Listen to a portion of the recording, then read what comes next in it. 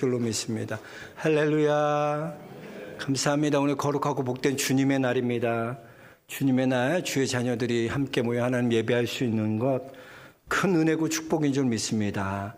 오늘도 예배 가운데 여러분 마음을 다하시고 뜻을 다하고 힘을 다하여 우리 하나님 예배할 때 하나님께서 여러분에게 한없는 은혜와 평강 주시고 여러분 가정과 여러분이 걸어가는 걸음 위에 영원히 하나님이 임마누엘로 동행하여 주실 것을 믿습니다.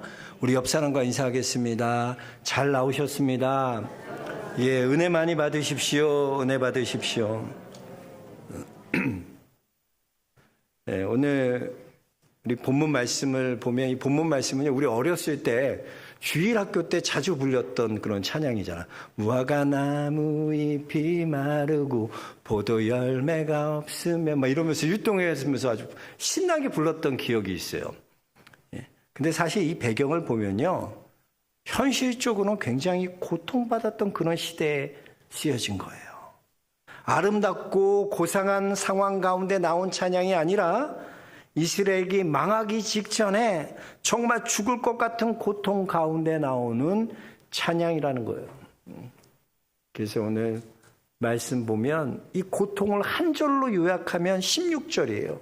우리 다 같이 16절 말씀 다시 한번 같이 읽어보겠습니다.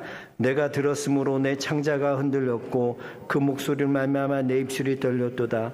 무리가 우리를 치러 올라오는 환난 날을 내가 기다림으로 썩이는 것이 내 뼈에 들어왔으며 내 몸은 내 초소에서 떨리는도다 그랬어요. 보세요.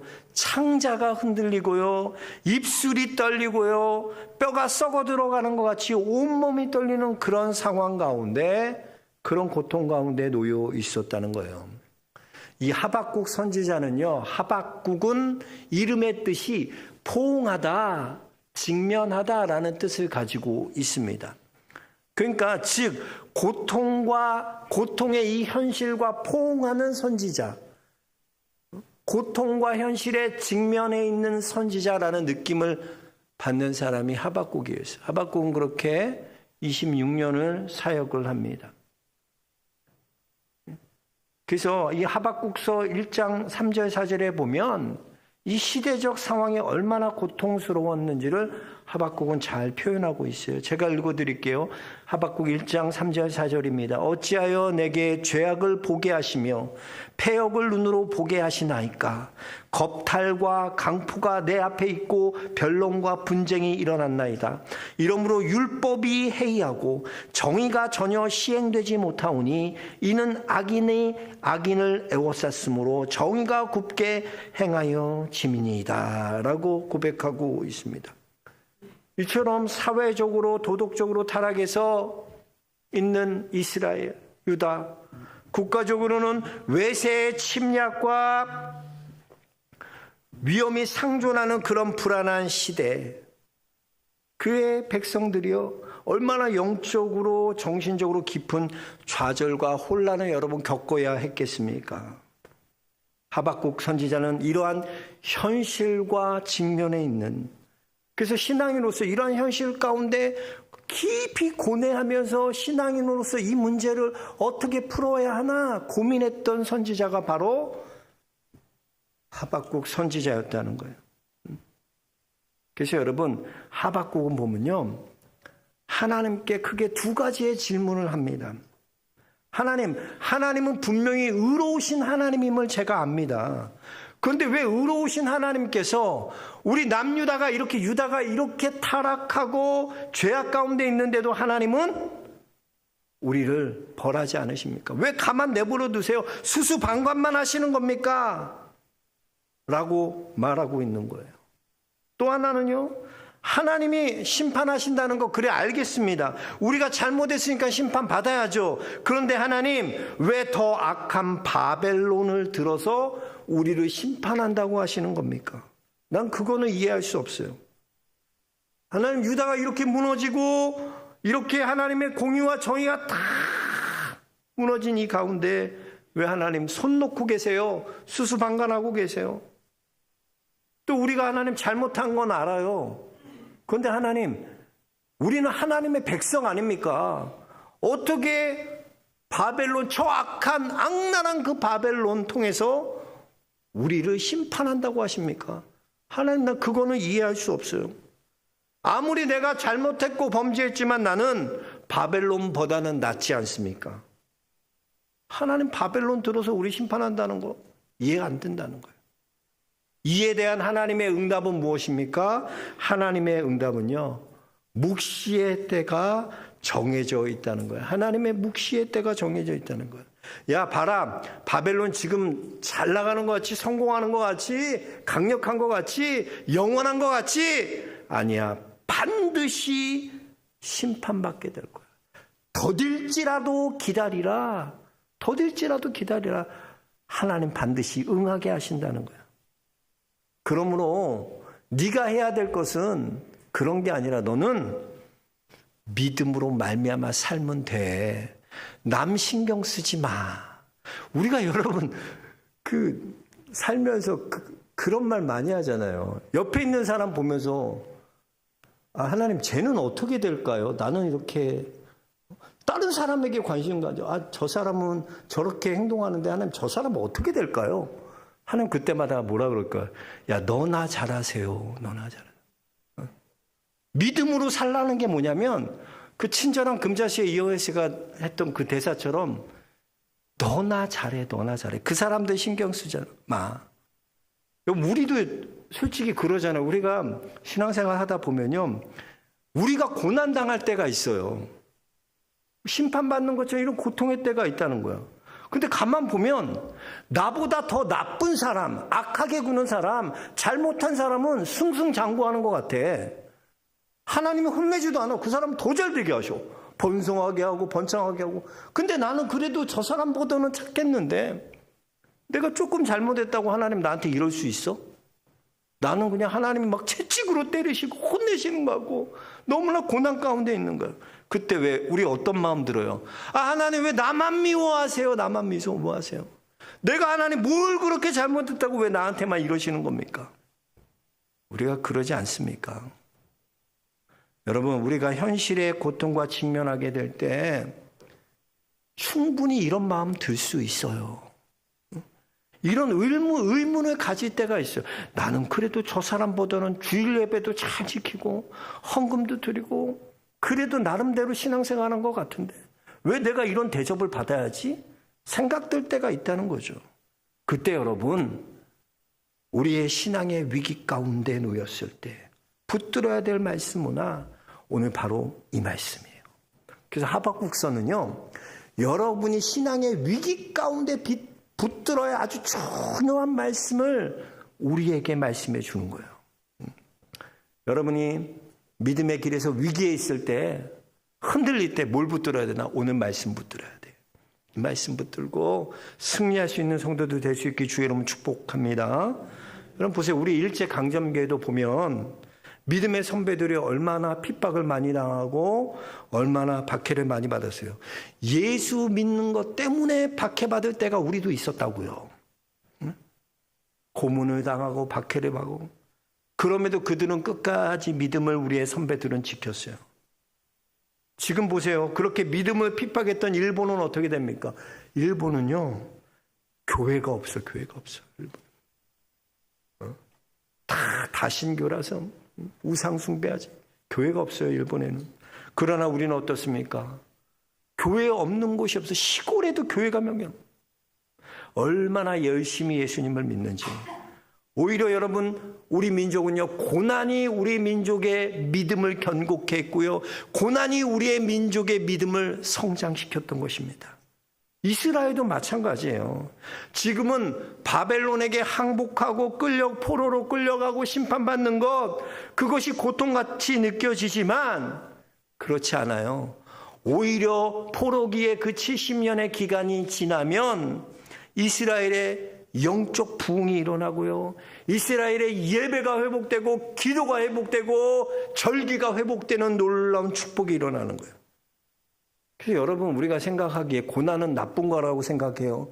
고통받는 건 안 좋은 거라고 생각해요.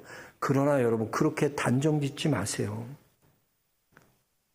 고난을 통해 하나님이 깨닫게 하시는 거예요. 오늘 하박국도 민족을 향한 하나님의 그 모습 보면서 고뇌하면서 깨달아진 게 뭐냐면 오늘 18절의 고백과 같이 나는 여호와로 말미암아 즐거워하며 구원의 하나님으로 기뻐하리로다 고백하고 있는 거예요. 그래서 여러분 이 17절 18절에 보면 하박국이 깨닫고 고백하게 되는 놀라운 고백이 나와 있어요. 우리 한번 같이 읽어볼까요? 17절 18절입니다.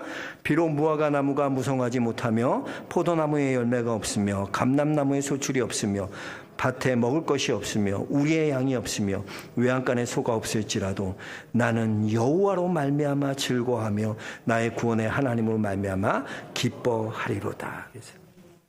오늘 본문 17절에 보면니까 6가지의 조건이 나와요. 이스라엘에는요 3대 유실수가 있습니다. 그 유실수가 뭐냐면 무화과나무, 포도나무, 감람나무. 감람나무는 올리브나무라고도 하죠. 이 감람나무가 이스라엘의 3대 유실수예요. 이 이스라엘의 3대 유실수라는 것은 이스라엘의 삶에 있어서 꼭 필요한 그런 삶에 있어서 꼭 필요한 것이라는 거예요. 근데 지금 이것들로 가지고 음식도 만들고 또 몸을 치료하는 치료제나 공업용이나 이렇게 여러 방면에서 이것들이 쓰이는데 생활에 없어서는 안 되는 꼭 필요한 물건들인데 이것들이 지금 이것이 없다는 거예요. 내가 중요하다고 생각하는 것, 꼭 필요하다고 생각하는 것이 지금 없는 거예요. 무화과나무는 무성하지 못하고 포도나무는 열매가 없고 감람나무에는 소출이 없다는 거예요. 지금 내 상황에 있어서 꼭 필요한 것들 그것이 없다는 거예요. 또 밭에는 먹을 것이 없고 우리에는 양이 없으며 외양간에는 소가 없다고 말하고 있습니다. 여러분 한번 가만히 생각해 보세요. 내게 있어야 될 마땅한 것들이 여러분 없을 때 지금 하나도 없을 때 이거 인간적으로 보면 얼마나 큰 위기고 불행입니까? 그런데 그럼 불행과 위기에도 불구하고 하박국 뭐라고? 나는 여호와로 말미암아 즐거워하며 구원의 하나님을 말미암아 기뻐하리로다. 그 하나님 바라보겠다는 거예요. 하박국은 현실적인 어려움에도 굴복하지 않고 나는 여호와 하나님 한 분 그 하나님 바라보겠다는 거예요. 그렇습니다. 여러분 하나님께서 오늘 하박국을 통해서 우리에게 주시는 메시지는 바로 이거예요. 너희가 없다고 말하는 그런 불평등한 그런 위기 가운데 고난 가운데도 너희가 붙들어야 될 신앙이 뭔지 아냐? 나는 여호와로 말미암아 즐거워하고 구원의 하나님으로 말미암아 기뻐하리로다. 그 하나님 붙들어야 되는 그 신앙의 절대성을 배우라는 거예요. 보세요. 이스라엘이요 바벨론의 포로로 끌려가서요 고난을 당하면서 침묵하면서 하나님의 은혜를 구하며 기도하며 예배드렸더니 그렇게 견뎌냈더니 어떤 일이 일어납니까? 그 다음에 보니까 하나님이 그 다음에 일하기 시작하는 거예요. 그래서 보니까 하나님은 어떻게 일하시나? 하나님이 바사와 메대의 족속이 하나로 만드셨어요. 하나로 뭉치게 하셨어요. 그래서 그 민족이 뭐가 되냐? 페르시아가 되는 거예요. 페르시아가 바벨론을 멸망시키고요. 페르시아의 초대왕 누가 나오나? 고레스가 나오게 되는 거예요. 고레스 칙령을 통하여 세계에서 이런 일이 없었는데 고레스 칙령을 통하여 어떤 일이 일어나냐? 이주의 자유가 생기게 되고 종교의 자유가 그 다양성을 인정한 최초의 왕이 페르시아의 고레스 왕이에요. 그 고레스 왕은 종교를 인정하는 거예요. 자신 종교 아니라도 인정하는 거예요.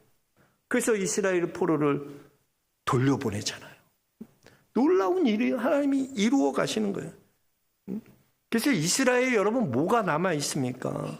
백성들은요 범죄하고 바벨론은 압제와 핍박이 더 침공해서 끌고 가고 하나님의 정의와 하나님의 의는 어디에도 찾아볼 수 없어요. 다 무너졌습니다. 무화과 나무는요 무성하고 포도나무에는 열매가 없고 감람나무에는 소출이 없고 밭에는 먹을 것이 없고 우리에는 양이 없고 외양간엔 소가 없어요. 다 없는 것 투성이에요. 이렇게 없고 없는 것이지만 믿음의 사람인 우리는 무엇을 기억해야 합니까? 절망의 한계에 다다랐을 때 우리가 바라봐야 할 것, 그 절망 가운데에도 우리를 위해 일하고 계신 그 하나님, 그 하나님을 바라봐야 한다는 거예요. 그 하나님을 바라보는 사람에게는 희망이 있습니다. 그 하나님을 바라보는 사람에게는 기쁨이 있습니다. 하박국은 절망 가운데 이것을 깨닫고 이것을 바라보는 거예요. 없고 없는 인생 가운데도 하나님은 나를 위해 일하고 계시는구나. 없는 가운데도 하나님이 살아계시구나. 나를 위해 일하시는구나. 그 하나님을 바라보며 그 하나님을 찬양하는 거예요. 여러분, 크리스찬은요, 절망 가운데서 절망을 바라보는 것이 아니라 절망 가운데서 주님을 바라보는 자들이 크리스찬입니다. 그래서 이것이 우리의 모든 삶의 패턴이 돼야 돼요. 여러분이 낙심되어 있고 절망 가운데 있습니까? 크리스찬은 무조건 예수 그리스도를 바라봐야 돼요. 하나님 바라봐야 돼요.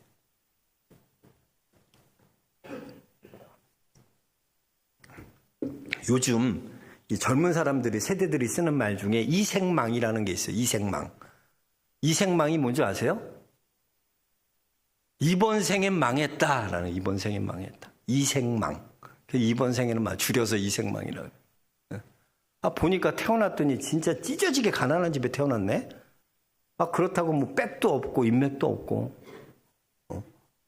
대학도 그냥 후지구라한테 나왔고, 직장도 변변치 않고, 집 살라고 하니까 돈도 없고, 벌이도 변변치 않고. 그러니까 생각해 보니까 다 없고 없는 거야. 그러니까 생각하기 전부터 이번 생엔 망했다. 이번 생엔 끝났어. 라고 생각해요. 그러나 여러분, 믿음의 사람이 우리는 그렇지 않아요. 우리는 없고 없어도 우리에겐 예수 그리스도가 계시잖아요. 그래서 우리는 망할 망자, 사망 망자를 쓰는 게 아니에요. 우리는 희망 망자를 쓰는 거예요. 이번 생에도 우리는 희망이 있습니다. 그게 다른 거예요. 이생망. 세상은 뭐예요? 이생망, 이번 생에 망했다지만 우리는 이번 생에는 희망이 있다는 거야. 이게 다른 거예요. 예수 그리스도를 바라보는 자 망하지 않습니다. 예수 그리스도를 바라보는 자에게는 희망이 있습니다. 하나님이 우리 그냥 그대로 내버려 두지 않으신다는 거야. 이 하박국서 쭉 읽어보세요. 우리는 이거 언제 끝나지? 이 고난 언제 끝나지? 막 이런 거 고민하지만 하나님은 뭐예요? 하나님의 때에 다 결국 이렇게 되는구나 깨달아지는 거야. 사도 바울은 이걸 경험하는 거예요. 사도 바울도 이걸 경험하고 고백하는 거예요. 로마서 5장 3절에 보면 다만 이뿐 아니라 우리가 환난 중에도 즐거워하나니 환난은 인내를, 인내는 연단을 소망을 이루는 줄 압니다. 고백하고 있습니다. 어떻게 여러분 환난 가운데 소망을 바라볼 수 있나? 환난 통해서 하나님이 우리를 인내케 하시는 거야. 하나님이 우리를 연단케 하시는 거야. 그걸 통해서 우리가 뭘 깨달아요? 맞아. 내겐 소망이 없고 내겐 할 수는 없지만 내가 하나님 바라볼 때 소망이 있는 거다. 하나님께 소망이 있다는 걸 깨닫게 되는 거야. 시편 119편의 71절에 시편 기자도 이렇게 고백합니다. 고난 당하는 것이 내게 유익이라. 정신 나간 사람이야. 무슨 고난 당하는 게 유익이라고 얘기해. 우리가 고난 당할 때 생각해 보세요. 너무나 괴로워서 움직이기도 싫어. 밥 먹으러 나가는 것도 싫고 물 한 모금 마실 수도 없어. 너무 괴로워서 힘들어. 나는 할 수 없어 아무것도 그때는. 근데 그걸 알아야 돼. 나는 할 수 없지만 그러나 그 순간에 하나님은 일하고 계시다는 거. 하나님이 일하고 계시기다. 여러분 그렇습니다. 크리스찬은요. 세상 사람들이 말하는 그런 어법과 달라야 돼요. 세상 사람들은 뭐 때문에 기쁘다 그래요? 돈 많이 벌었기 때문에 기뻐하고요. 좋은 집으로 옮겨졌기 때문에, 이사 갔기 때문에 기뻐합니다. 자녀들이 좋은 대학 갔기 때문에 기뻐합니다. 그러나 믿음의 사람인 크리스찬이 우리는요, 조건 때문에 기뻐하지 않아요. 상황 때문에 기뻐하는 것이 아니에요. 우리의 기쁨의 근거는 어디에 있습니까? 예수 그리스도 주 안에 있기 때문에 기뻐하는 그 기쁨을 깨달아야 돼. 아, 내가 주 안에 있구나 지금. 그 이 찬양이 나오는 거야. 주 안에 있는 나에게 딴 근심이 있으랴 십자가 밑에 나아가 내 짐을 풀었네. 그러니까 찬양이 나오는 거야. 주님을 찬송하면서 할렐루야 할렐루야 내 앞길 멀고 험해도 나 주님만 따라가리. 할렐루야. 이 고백이 터져 나오는 거야. 이 고백이. 왜? 없고 없어요. 내 인생에 보면 위기고 불행인 것 같아요. 그러나 나는 주 안에 있기 때문에 그 기쁨을 누리는 거야. 나는 주님과 함께하기 때문에, 주님이 일하시는 것을 믿기 때문에, 나를 위해 지금 일하고 계신 그 하나님을 내가 붙들기 때문에. 그래요, 여러분. 우리가 왜 이 행복을 느끼지 못합니까? 여러분, 이렇게 많은 걸 가지셨으면서도 왜 행복하지 못해요? 하박국이 깨달은 이 깨달음은 우리가 깨닫지 못하고 살기 때문이에요. 우리는 행복을 조건 바꾸는 거라고 생각합니다. 상황이 바뀌어지는 게 행복이라고 생각합니다. 지금 하나님이 내 안에 계신데 해도 그것이 진정한 행복이란 걸 느끼지 못하고 누리지 못하며 살아갑니다. 맨날 조건 바꾸는 싸움만 싸우고 가는 거예요. 여러분, 우리는 더 이상 조건 바꾸는 싸움 싸우는 자들이 아니에요. 어떤 조건에도 어떤 상황에도 하나님이 우리와 함께 하신다면, 그 하나님 안에 내가 머물러 있다면 조건과 상황은 상관없는 거예요. 하박국이 고백했던 것처럼 나는 여호와로 말미암아, 그 여호와 때문에 기뻐한다는 거예요. 구원의 하나님으로 말미암아 기뻐한다는 거예요. 그 기쁨이 우리 성도들에게 충만하시기 주의 이름 축복합니다. 제가 예전에도 한번 말한 적 있는데, 여러분 깍두기 아시죠? 깍두기요. 옛날에 저 어렸을 때도 그러면, 요즘은 애들이요 핸드폰 갖고 노느라 안 놀아. 저희 때는 노는 게 핸드폰이 없고 노는 문화가 없으니까 뭐 하구나, 점수 따기, 그 전봇대에서 점수 따기, 나이 먹기, 다방구, 오징어 이상, 그 다음에 망치기, 땅 따먹기, 이런 거 하고 놀았어요. 근데 이제 다방구나 뭐 점수 따기 이런 거 하고 오징어 이상 하면은 이제 잘하는 애들이 두 명이 나와서 가위바위보해서 잘하는 애 데려가, 내 팀에. 잘하는 애 다 데려가면 나중에 남는 애가 있어. 근데 걔는 진짜 약하고 진짜 못하고 이런 애가 남아. 아무도 안 데려가는 거야. 근데 그래도 그 아이가 게임에 참여할 수 있도록 배려해주는 제도가 깍두기 제도예요. 그 깍두기는, 여러분, 깍두기는요, 깍두기야. 사람들이 자존심이 있어서 깍두기 때문에 졌다는 얘기는 안 해, 저도. 졌으면 내가 잘못해서, 야, 주장인 내가 잘못했지, 깍두기는 아니야. 또 이겨도 깍두기 때문에 이겼다는 얘기 안 해. 왜? 깍두기는 그냥 깍두기 때문에. 그래서 깍두기는 보면요, 가만 보면 깍두기는 승리와 기쁨을 함께 나누지만, 깍두기는요, 패배의 책임은 깍두기는 안 줘. 깍두기가 뭐 그런 거죠. 왜? 아유, 깍두기 너 때문에 이긴 게 아닌데. 그러니까 깍두기는요, 보니까 게임에 지고 이기는 데는 그렇게 큰 영향, 게임을 책임지는 존재가 아니야, 깍두기는. 근데 깍두기는요, 그냥 함께 승리하면 기뻐하고, 함께 승리하면 즐거워하고, 내가 책임지는 인생이 아니라 깍두기는 하나님이 책임지는 인생을 사는 게 깍두기야. 제가 그거 생각하니까 깨달아지다. 야, 맞아. 우리는 자꾸 게임 메이커가 되려고 그래. 내가 게임 메이커로 뛰는. 하나님이 게임 메이커야. 나는 그 하나님 안에 붙어 있고 그 하나님 따라가면 되는 거야. 하나님이 승리하시면 그 승리의 기쁨을 함께 누리면 되는 거야. 깍두기로 살아야지 맨날 자기가 무슨 플레이메이커나 되는 것처럼 내가 한다. 이러고 살고 있으니 인생 맨날 조금만 어려워지면 그냥 발발발 떨면서 하나님 어려워요. 맨날 그러고 사는 거예요. 여러분, 조건 바꾸는 싸움 그만하세요. 주님이 지금 여러분을 일하고 계시는 거 보이세요? 환난과 고통 가운데 있다고 못 본다고요? 아니에요. 그 가운데도 주님은 일하십니다. 그 가운데도 여러분을 통해 하나님이 일하세요. 하나님의 뜻은 반드시 이루어져요. 하나님의 묵시는 정한 때가 있습니다. 하나님 반드시 이루어 가세요.